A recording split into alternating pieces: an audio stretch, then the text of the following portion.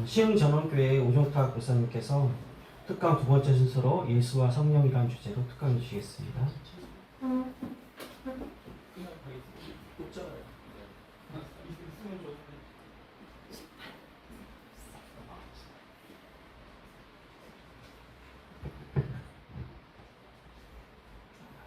할렐루야. 할렐루야. 앞에 서니까 좀 마음이 좀 그러네요. 이 교회 딱 들어서면서 제가 개척할 때가 생각이 났어요.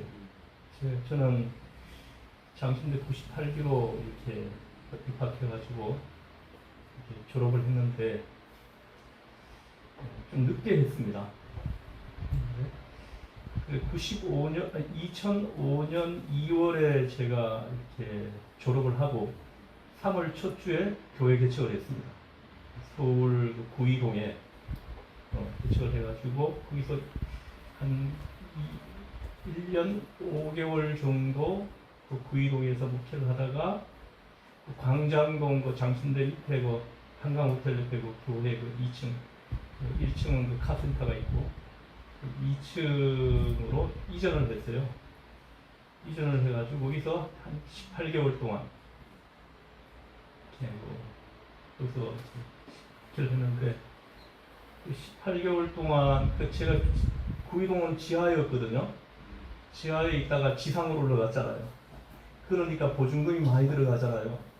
그래서 우리 사택 그때 보증금 그 교회 옆에 조그마한 뭐 이렇게 반지하에 그 이렇게 방 한 칸짜리 1,200만 원 전세 보증금 그 빼가지고 그 교회 이전할 때 그 다 보태했어요. 거기 보증금이 많으니까 이쪽에는 얼마 안 되고 하니까. 그러니까 집이 없어진 거죠. 집이 없어져가지고 그 예배당 안에 뒤에 이제 그 유아실을 하나 만들어가지고 그 아이들 3명, 그때 아이가 3명 태어났었어요. 지금은 5명이지만. 그래서 그 아이 3명을 유아실에 재우고 우리는 장의자에 잤습니다. 우리 부부는. 그렇게 18개월 동안 장의자에서 잠을 잤어요. 그래서 그 씻는 것도 그 건물 그 화장실에서 씻는데 그 더운 물이 안 나와가지고 겨울에는 찬물에 씻는 게 너무 힘들어서 한 20일 정도는 발도 안 씻었던 적이 그 기억이 납니다.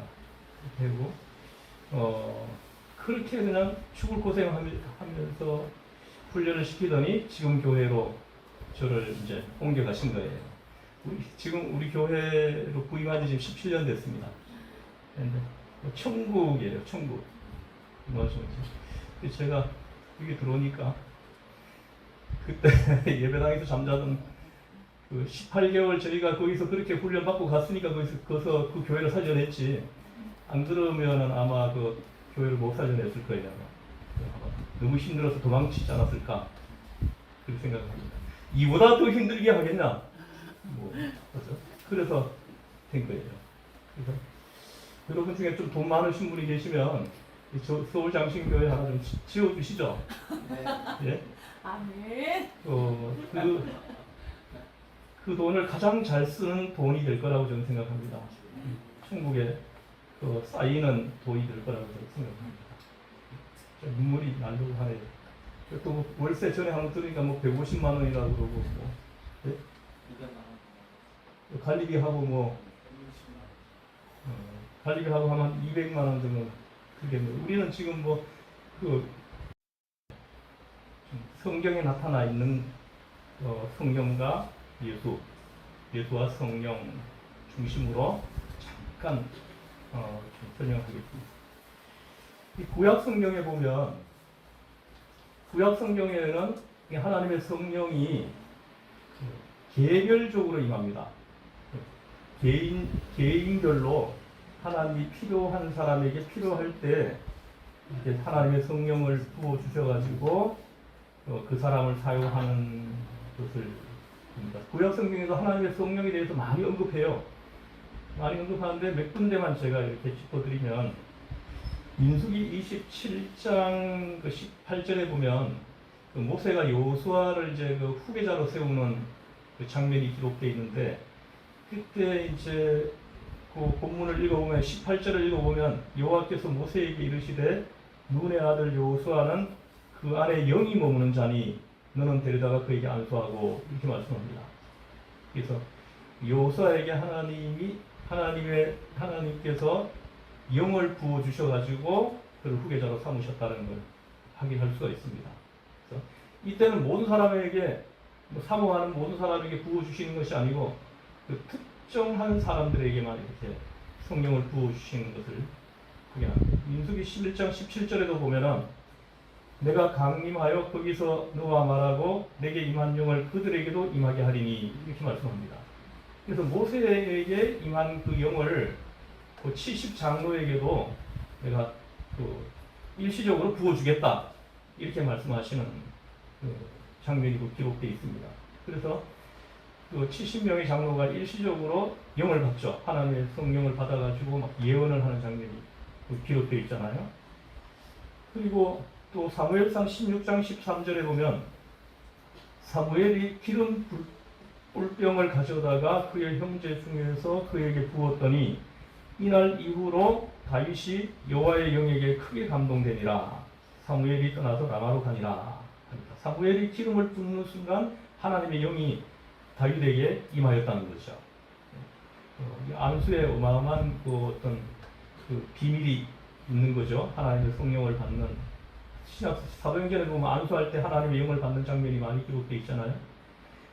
그리고 사무엘상 19장 23절에도 보면 사울이 하나님의 영을 받는 장면이 기록되어 있어요.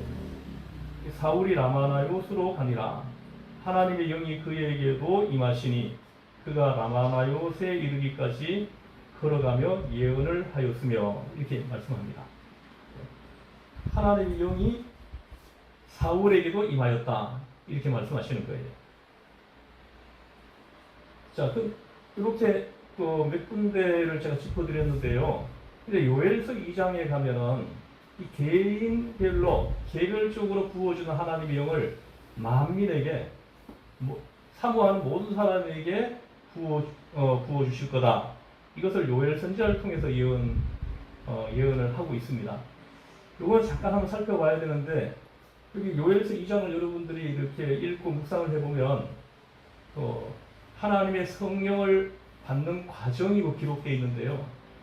거기 보면은 1절부터 보면은 그 1절부터 거기 보게 되면은 그 하나님이 이제 심판을 경고합니다. 심판을 경고해요. 그 범죄하는 그 백성들에게 임할 그 심판을 경고를 하고요. 그 다음에 그러니 여호와께로 돌아오라 합니다. 회개를 촉구하는 거예요. 회개를 촉구하고 그리고 회개가 있은 뒤에 그 다음에 따라오는 게 뭐냐면 풍요로움이에요. 뒤에 보면 이른 비 늦은 비를 내려주고 이렇게 쭉 이렇게 말씀이 이어집니다. 그 풍요로움이에요. 하나님의 은혜가 임하여 가지고 이렇게 풍요로움이 그리고 그 바로 직후에 하나님의 성령이 모든 사람들에게 임한다라는 것을 이렇게 예언하고 있거든요. 그래서 이거 정리해 보면은 성경을 우리가 읽으면서 우리가 우리가 지은 그 모든 죄들을 가슴을 치며 회개하는 시간이 먼저 있어야 된다는 거죠. 회개하는 시간이 있으면 그 다음에 따라오는 것이 풍요로움이라는 거예요. 우리 놀라운 하나님의 은혜를 그 후에 체험한다는 거죠.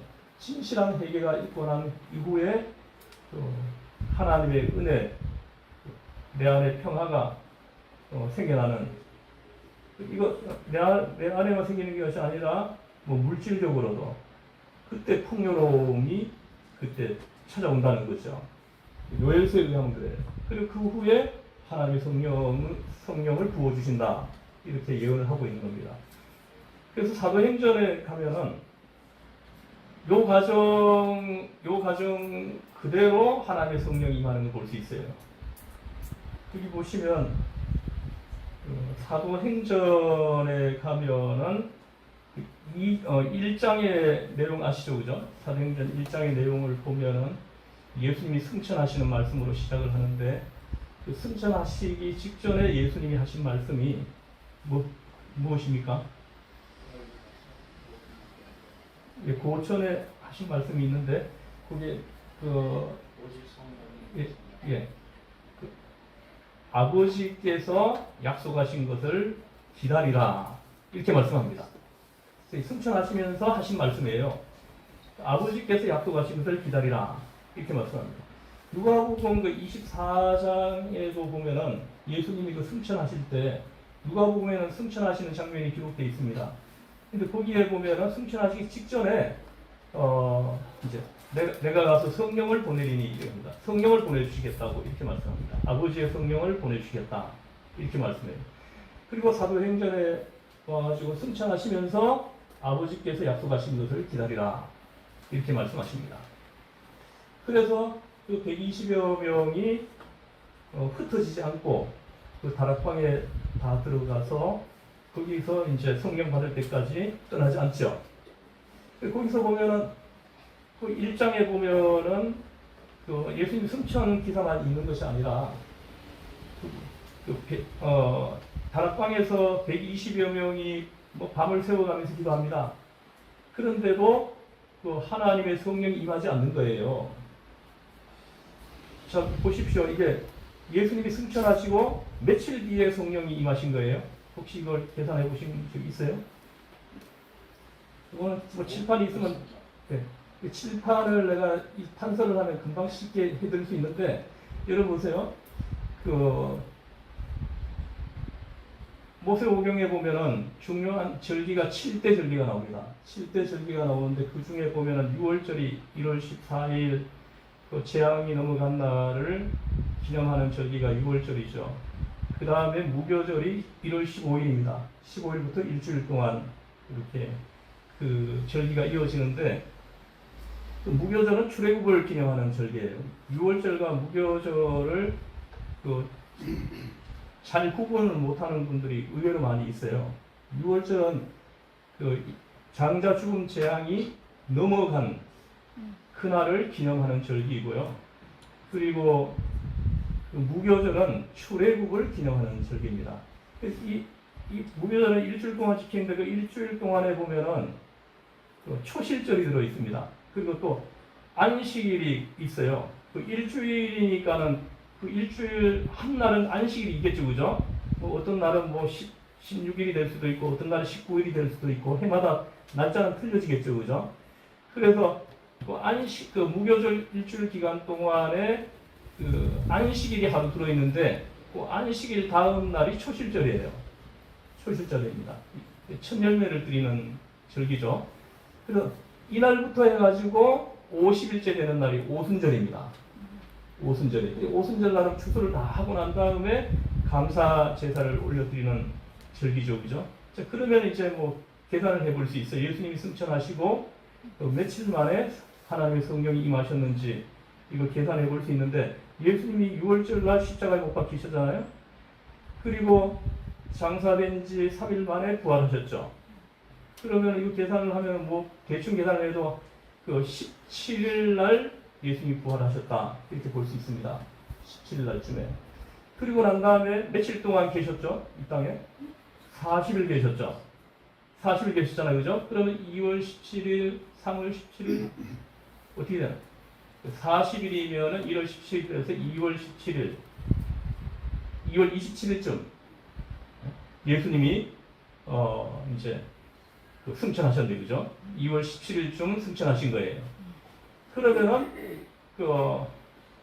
하나님의 성령이 임한 날은 언제냐? 오순절이냐? 오순절이 이름에 이렇게 말씀을 2장 1절을 보면 오순절이 이름에 이렇게 말씀합니다. 그러면 보세요. 이렇게 오순절 예수님이 승천하시고 이렇게 계산하면 2월 27일 날이 승천하신 날로 나오는데 예수님이 이렇게 1월 무교절 기간에 초실절이 있다고 그랬죠. 그 초실절부터 계산해 50일째 되는 날이 오순절이라고 그랬잖아요. 그 열순자 이렇게 5 오자를 써가지고 오순절이라고 하는 거예요. 그렇게 하는데 그러면은 계산을 해보면은 한 3월 7일쯤에 하나님의 성령이 임한 거예요. 그러면은 예수님이 승천하시고 약 열흘 뒤에 하나님의 성령이 임하신 거예요. 그러면은 그 120여 명이 그 다락방에서 기도한 날짜가 나오는 거예요. 약 10일 정도 그 다락방에서 그 밤을 새워가면서 기도했다는 거죠. 그 좁은 다락방에서 120여 명이 들어가가지고는 계속 기도했다는 거죠. 그런데 그렇게 밤을 새워가면서도 기도하는데 하나님 성령이 임하지 않는 거예요. 아버지께서 약속하신 것이 임하지 않는 거죠. 내려오지 않는 거예요. 근데 그 중에 한 사람이 누구냐 하면 베드로가 기도하다가 벌떡 일어나죠. 그 자리에서 벌떡 일어나가지고 여러분 하면서 얘기하잖아요. 그러면서 갑자기 가룟 유다 이야기를 꺼내는 거예요. 가룟 유다 이야기를. 그래서 이 가룟 유다의 문제가 공동체의 문제로 생각을 안 했던 거예요.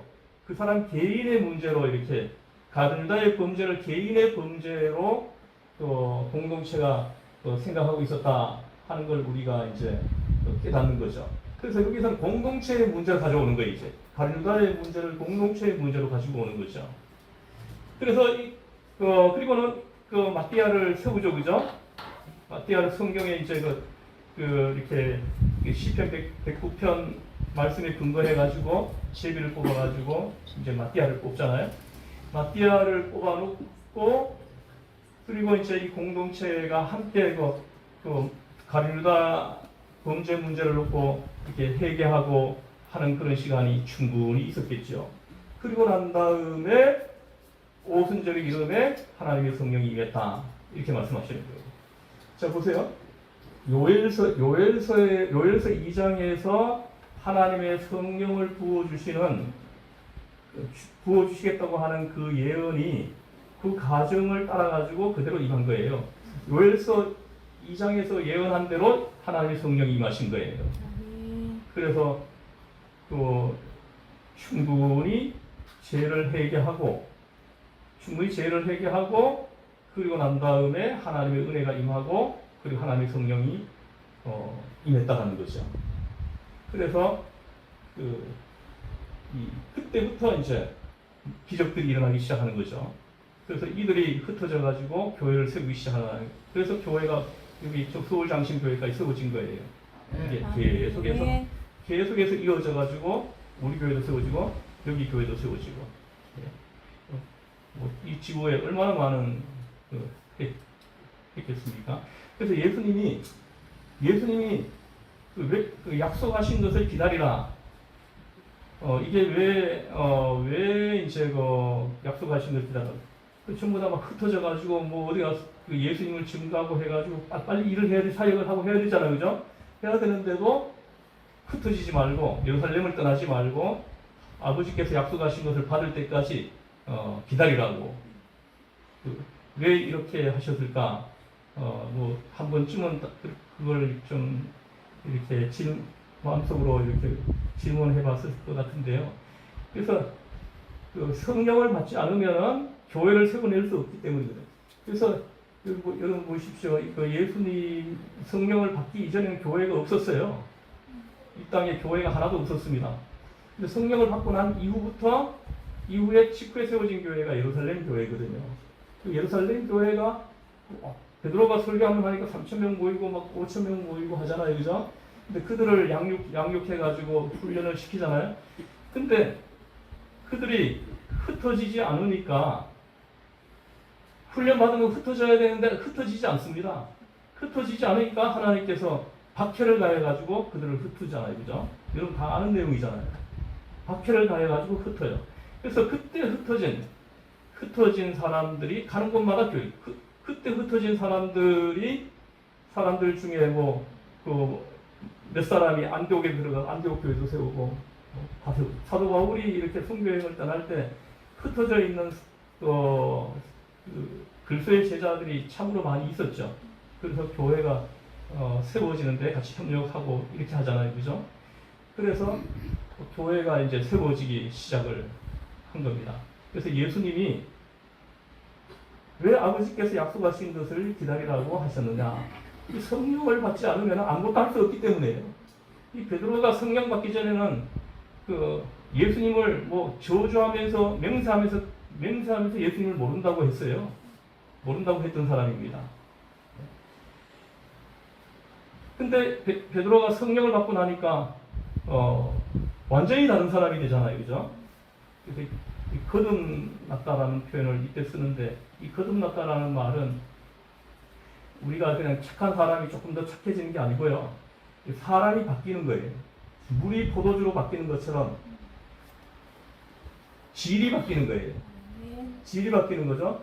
사람이 다른 사람으로 바뀌는 거예요. 이게 거듭남이에요. 근데 여러분들이 거듭남의 은혜를 체험했다고 말씀을 하시는데, 하나님께서 보실 때 거듭났을까 한번 생각해 봐야 되는 거예요. 안 바뀌잖아요. 20년 전에 그 성경 그대로 가지고 있고, 20년에 사용하던 언어 그대로 사용하고 있고, 안 바뀌잖아요. 그래서 이 성령을 받게 되면은 거듭남을 체험하게 되고, 거듭난 사람들에 의해 가지고 교회가 세워지기 때문에 예수님은 아버지께서 약속하신 것을 기다리라 이렇게 말씀하셨다는 거예요. 그래서 성령을 받아야만이 교회를 세울 수 있다는 것이죠. 예. 성령을 안 받으면은 성령 안 받은 사람들도 사람을 모이게 하더라고요. 모이게 서울에 무슨 절입니까? 그 절에 보니까 중도 사람을 30만 명 넘게 끌어 모으더라고요. 그냥 하나님이 하셨다고 하는데 그거는 하나님께서 살펴봐야 되는 거예요. 사람들이 모이는 거에 대해 가지고. 정치인들도 사람들 잘 끌어 모읍니다. 그래서 하나님의 성령 받은 사람들에 의해 가지고 이렇게 모아진 사람들, 이게 교회죠. 교회인 겁니다. 그래서 예수님께서 왜 기다리라고 하셨는지, 그리고 승천하시면서도 그 약속을 받을 때까지 예루살렘을 떠나지 말고 기다리라고 하셨는지 우리는 깊이 한번 묵상을 해봐야 될 것 같습니다. 그래서 우리가 성령 받아가지고 성령 충만해가지고 하면 여러분 목회하는 그 교회가 놀라운 일들이 일어날 줄로 믿습니다. 이건 예수님이 하신 말씀이에요. 그리고 여러분들이 하는 모든 사역들이 그때부터 풍요로워지는 역사가 있을 줄로 믿습니다. 이렇게 잠깐 기도하고 마치겠습니다. 하나님 아버지, 구약 시대에는 하나님이 특별히 필요한 사람들에게 하나님의 영을 부어주셔서 하나님의 그 계획하심을 이루오셨음을 우리는 확인합니다.